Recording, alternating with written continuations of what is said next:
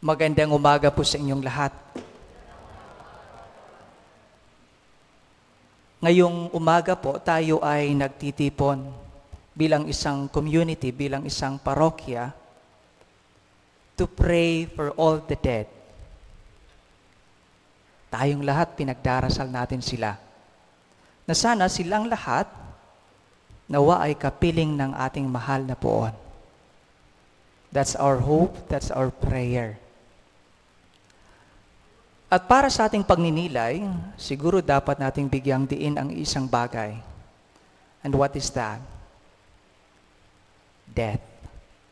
Kamatayan. Well, magandang pakinggan sa minsan ang ginagamit na salita, eternal rest.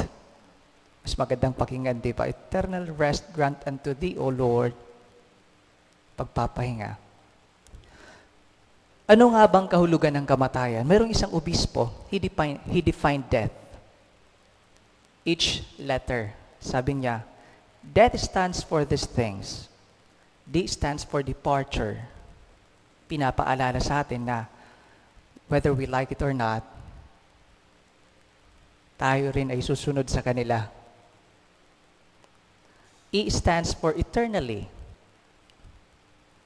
A stands for abandoning all. Lahat po ng mayroon tayo dito sa mundong ito ay iiwan. Ni kusing wala tayong dadalhin. Abandoning all. Maybe it's a reminder for detachment. Diba sa mga bagay, kahit relasyon. T stands for direction. Two. And H stands for two things. Heaven or hell. Heaven or hell. I would like to make it clear, the gospel today, our celebration today, would like to make it clear to all of us na ang kamatayan po ay part ng ating buhay. Naalala ko nung nag-aaral po ako sa seminaryo, mayroong isang maxim is saying, na ang sabi ay, mors certa, mors is death, certa is certain, mors certa, ora mores incerta. Death is certain, the hour of death is uncertain. Totoo nga naman, di ba?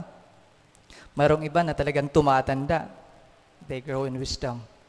Mayroon namang iba na natulog lang, wala na kinabukasan. Mayroong iba papanganak pa lang, wala na. Death is certain. Death is certain. Pero itong maxim na ito ay binabahagi ko, hindi para takutin tayo. Hindi. Most of us, mayroong tendency to fear death because we think that death is the end of everything, total end of everything. It's a common tendency. Sa isa kong parokya, isang isla, one time I was invited to say mass sa neighboring island. Yung travel time ay siguro mga 1 hour pag hindi maalon. Pero pag maalon, mga 2 hours yon. And I remember clearly na nung papunta kami doon, okay po yung dagat. Tapos nung nasa kaligitnaan na kami, bigla na lang habagat po ang tawag nun yung biglang hahangin, tapos biglang uulan ng malakas.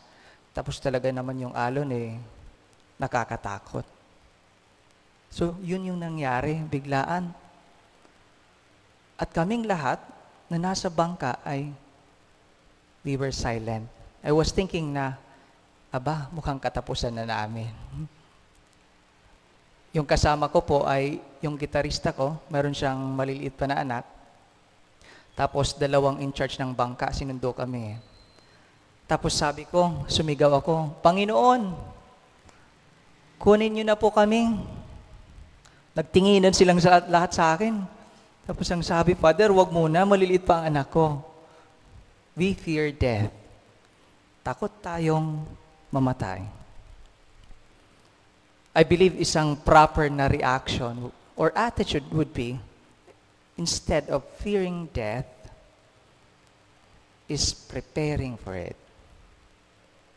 Preparing for it. Tayo kaya'y handa? let's say ngayon, pag kinuha tayo ng Diyos, ako ba'y handa? In fact, yung gospel today, it's very comforting to know that Jesus is preparing a place for all of us. At hindi lang po siya naghahanda, at ang sabi pa niya ay, kukunin ko kayo, babalikan ko kayo, at kukunin ko kayo para palagi tayong magkapiling. It's very comforting to know that. And remember, pag tayo po'y namatay, just like what we are doing today, always remember na marami pong magdadasal para sa atin. Para sa atin. The optional gospel for today, nakakatuwa dahil Jesus telling all of us, and He said, I will raise you up. I shall raise him on the last day. On the last day. Pinapaalala po sa atin na ang kamatayan po ay daan patungo sa buhay na walang hangganan. Hopefully, buhay na kapiling ang Diyos.